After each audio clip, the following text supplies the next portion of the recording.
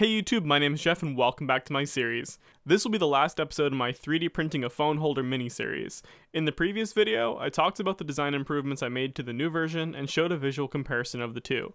I also mentioned that version 2 of my holder will be getting 3D printed so I can actually start using it. The MakerBot took 5 hours to print, so it was necessary to speed up the video by 10,000% to save time. I noticed that due to my design improvements, the new print only needed a single support rather than 3 with the original. Normally, when 3D printing, you run into the risk of having your print become warped at the bottom due to rapid cooling and shrinking of plastic, but it seemed that this version of the holder wasn't warping at all. I have been 3D printing for a while now, and most of my prints have had issues with warping.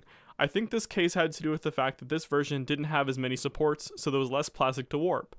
I plan to do more research at a later date to figure out what else might have contributed to the print not warping.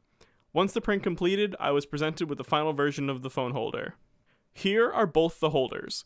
The new one is on the right and the original is on the left. It's pretty easy to tell the difference, and immediately you can see how the new one came out significantly better than the original, with no warping, with no visual detriments, and increased functionality. I'm very happy with how the new version came out, and as you can see, the docking ability that I originally designed this holder for now works perfectly. The increased cable width meant that any type of charging cable would work, and the increased height of the base of the holder meant that any cable would be able to sit flush to the desk and not cause the connection to be strained. I also increased the width of the cable slot at the back, so eventually I could incorporate wireless charging functionality into the holder and still have wired charging an option if needed.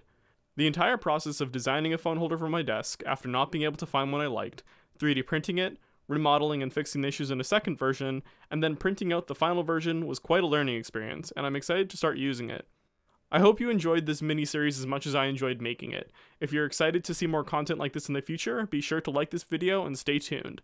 Thanks again for watching, and don't forget to subscribe for more awesome 3D modeling and printing videos.